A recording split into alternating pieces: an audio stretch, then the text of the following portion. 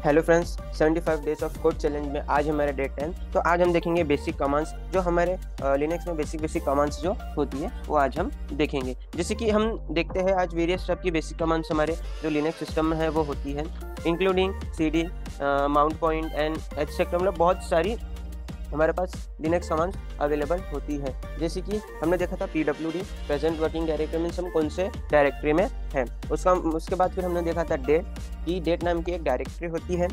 उसके बाद फिर आता है हमारा host name. Host name means जो मेरा होस्ट नेम है वो मुझे यहाँ पे दिखाई देंगे, जैसे लोकल एडमिन करके लोकल डोमेन करके दिया हुआ है, local host dot local domain, वो एक देंगे। उसके बाद अगर मुझे किसी डायरेक्टरी के अंदर जाना है तो उसको हम लिखते हैं cd। cd means change directory. cd का यूज़ करके अगर हमें कोई डायरेक्टरी के अंदर जाना है तो हम जा सकते हैं। अगर मैं यहाँ पे ll प्रेस करता हूँ और एंटर करता हूँ तो यहाँ पे मुझे कुछ डायरेक्टरीज दिखती हैं। ओके, और अगर मुझे इसके अंदर जाना है, जैसे मुझे empty के अंदर जाना है तो मैं cd प्रेस करूँगा, और अगर मुझे वो डायरेक्टरी के अंदर जाना है तो मैं उसका नाम लिखूंगा, देन फिर मैं वहाँ पे एंटर करूँगा तो मैं उस डायरेक्टरी के अंदर वहाँ पे मैं पहुँच जाऊँगा। अगर मैं यहाँ पे ll प्रेस करता हूँ तो जो डेटा है वहाँ पे मुझे दिखता है। ठीक है, उसके बाद अगर मुझे इस डायरेक्टरी से बाहर जाना है तो मैं cd डॉट डॉट लगा के एंटर प्रेस कर दूंगा, मैं उस डायरेक्टरी से बाहर चले जाऊंगा। और इसमें भी ऐसा रहता है कि पाथ रहते हैं, एब्सोल्यूट पाथ और रिलेटिव पाथ। एब्सोल्यूट मीन्स हम एक पाथ डिसाइड करते हैं। जैसे कि मैं अभी आपको एब्सोल्यूट पाथ का बताता हूँ, cd स्लैश होम स्लैश जो मेरा यूज़र है उसके अंदर जो डेस्कटॉप नाम का है ये मेरा एब्सोल्यूट पाथ है। मीन्स क्योंकि वहाँ पे स्लैश आया है, क्योंकि मैं एक डायरेक्टरी के बाद दूसरी मुझे पता है कि मुझे कौन सी डायरेक्टरी में जाना है, ये हो गया एब्सोल्यूट। और रिलेटिव का मतलब ये होता है कि जो मेरा यूज़र है, जैसे मैं यहाँ पे ll करता हूँ, ये जो मेरा रूट है ये मैं रूट में हूँ, और मैं अगर यहीं पे ही कुछ फाइल और फोल्डर बनाता हूँ तो वो होता है हमारा रिलेटिव पाथ। ठीक है, उसके बाद अगर मैं उसके अंदर जाता हूँ, जैसे कि ये एक है cd home mister tech desktop के अंदर में गया हूँ। अब अगर मुझे इससे डायरेक्ट होम में जाना है, इसके रूट पे, अगर मुझे रूट में जाना है तो cd मैं स्लैश लगा दूंगा, मैं रूट में चले जाऊँगा ll, ये देखो। ठीक है, अब उसके बाद यहाँ पे एक कमांड और आती है tty मीन्स टर्मिनल चेक करवाती है कि हम कौन से टर्मिनल पे है। यहाँ पे है नहीं इसलिए वहाँ पे शो कर नहीं रहा है। उसके बाद फिर एक और कमांड आती है यूजर्स, इससे हम चेक कर सकते हैं कि कौन से यूजर लॉगिन है हमारे इसमें। ओके, देन उसके बाद फिर एक w नाम की एक आती है कि मतलब बताती है उसमें वर्किंग कौन सी है, जैसी मिस्टर टैग के रूट, ये दोनों वर्किंग में अभी चल रहे हैं। ठीक है, उसके बाद यहाँ पे आता है हु एम आई। यहाँ पे हु एम आई नाम की आती है कि मैं कौन हूँ, वहाँ पे आती है जिसमें उसमें दिखा रहा है मिस्टर टेक। अगर मैं यहाँ पे सुपर यूजर से लॉगिन करता हूँ और अगर मैं यहाँ पे एसयू लिखता हूँ तो मुझे क्या दिखाएगा, रूट, जैसी हु एम आई। अगर मैंने यहाँ पे टाइप किया है तो वो दिखाएंगे मुझे रूट, तो मीन्स दिखाती है कि मैं कौन हूँ, मेरे जो यूज़र है उसका नाम क्या है। और अगर इसमें एक और कमांड आती है जैसी हु एम आई स्पेस देके, अगर मैं एंटर प्रेस करता हूँ तो मुझे दिखाएगा कौन सा यूज़र है और उसका pts क्या है और वो कब लॉगिन हुआ है, वो टाइमिंग भी बताएंगे। ओके, उसके बाद फिर एक आती है chvt, वो एक टर्मिनल पे होती है जो हम जाते हैं कहाँ पे, कमांड लाइन में, तो वहाँ पे हम चेंज कर सकते हैं टर्मिनल chvt1 chvt2। जैसे अब मैं देखता हूँ chvt, अगर मैं यहाँ पे टाइप करता हूँ chvt तो मुझे वो दूसरे इसमें लेके जाएंगे। chvt अगर मैं यहाँ पे 2 प्रेस करता हूँ तो मुझे चेंज करते लेके जाएंगा जहाँ पे मेरा जो टर्मिनल है वो ऑन रहेगा। और अगर यहाँ पे मैंने chvt1 मैंने प्रेस किया तो मुझे रिटर्न वो वापस लेके जा रहा है। मीन्स हम कितने भी टर्मिनल यहाँ पे ओपन कर सकते हैं, जितनी हमारी फंक्शंस की होती है तो हम उतने फंक्शंस का यूज़ कर सकते हैं। पर डिफ़ॉल्ट में 1 to 6 तक के रहती है, मतलब F1 से लेके F6 तक के, और F7 में हमें ग्राफिकल मिलती है। और हर मॉडल में मीन्स हर ऑपरेटिंग सिस्टम में इसका कुछ स्ट्रक्चर अलग अलग होता है। ओके, देन उसके बाद फिर एक आती है कमांड फ्री टाइप की, जिसे हम फ्री बोलते हैं।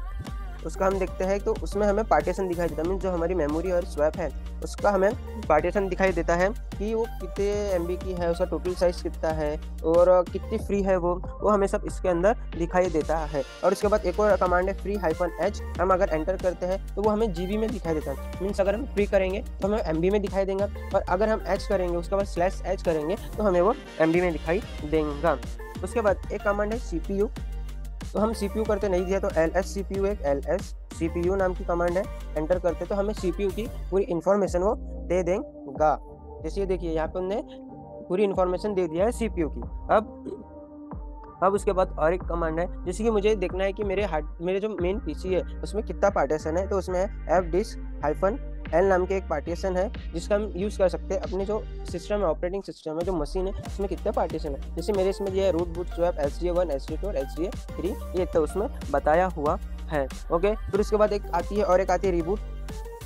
रिबूट नाम की एक रिबूट नाम की एक और आती है कमांड, जिससे हमारे सिस्टम पूरा रिबूट हो सकता है। और अगर हमें वो ना चाहे तो हम INIT 6 करें तो वो बंद, मतलब रिस्टार्ट हो जाएगा। उसके बाद अगर हम कंट्रोल डिलीट करते हैं तो वो फिर भी वो रिस्टार्ट होगा। अगर हमें पावर ऑफ करना, मशीन बंद करनी है, तो पावर ऑफ लिख दिए, वो ऑटोमेटिकली पावर ऑफ हो जाएगा। और अगर पावर ऑफ करने के लिए एक और कमांड है INIT 0, ये एक कमांड है जिसका हम यूज़ करके उसे हम पावर ऑफ कर सकते हैं। और उसके बाद CAL नाम की एक कमांड आती है जो हमें कैलेंडर दिखाई देती है। मीन्स जो हमें अगर कैलेंडर चेक करना है कि हमारे मशीन में मतलब डेट हमें पता नहीं है, मंथ हमें पता नहीं है, तो हम इस कैल नाम की जो कमांड है उसका हम यूज़ करें। जैसे अभी मैं यहाँ पे कैल 24 लिखता हूँ, तो मेरे इसमें पूरा कैल नाम का जो 24 है उसका मुझे पूरा कैलेंडर वो दे देगा। ओके, देन उसके बाद फिर शटडाउन नाम की एक हमने भी देखा। इन्फो INIT नाम की एक कमांड आती है, इन्फो INIT नाम की एक कमांड आती है। उसमें हमें चेक मतलब मिलता है पूरा इंस्ट्रक्शन डेटा, इंस्ट्रक्शंस मिलती है कि हम कैसे उसको चेक कर सकते हैं। यहाँ से हम एक्सेप्ट क्लिक करेंगे और एंटर प्रेस करेंगे, क्यू प्रेस करेंगे और एंटर कर देंगे, क्यू। हाँ, देन फिर अभी मैं इसे क्लियर करता हूँ। और फिर इसमें हमें ऑप्शन आता है P इन्फो नाम का। अगर हमें कुछ चेक करना है कि कौन से हमारी कमांड, जैसे मैं LS कमांड चेक करता हूँ तो वो उससे रिलेटेड पूरी इन्फॉर्मेशन मुझे दे देगा। क्यू से मैं बाहर आ जाऊँगा। उसके बाद फिर एक मैन नाम की कमांड आती है, मैन, जिससे मुझे पता चल जाएगा कि वो कौन सा क्या है। मैन से हम हेल्प भी ले सकते हैं। ओके, और उसके बाद फिर एक कमांड आती है हिस्ट्री।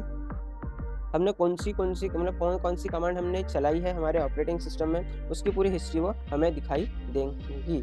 उसके बाद अगर हमें इस हिस्ट्री को क्लीन करनी है तो क्लीन करने के लिए हम क्या करेंगे, history-L लगा देंगे, history-C लगा देंगे, तो उसके बाद वो जितनी भी हिस्ट्री है वो हमारी क्लीन हो जाएगी।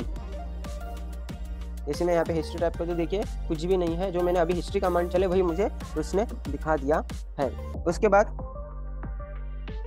बाद अगर अभी मुझे देखना है कि जैसे हम विंडोज में देखते हैं टास्क मैनेजर की कौन से टास्क परफॉर्म हो रहे हैं बैकग्राउंड में। अगर मैं यहाँ पे लिखता हूँ टॉप, तो टॉप नाम की एक ऐसी कमांड है जो मुझे दिखा देंगी कि मेरे सिस्टम में कौन से बैकग्राउंड में फीचर्स रन हो रहे हैं। जैसे यहाँ पे दिखा दिया GNOME सेल टॉप नाम की अभी वो कमांड की मैंने चलाया है, ये सब उसने दिखा दिया है। इससे बाहर निकलने क्यू प्रेस करेंगे हम बाहर आ जाएंगे। ओके, ये एक कमांड होती है। उसके बाद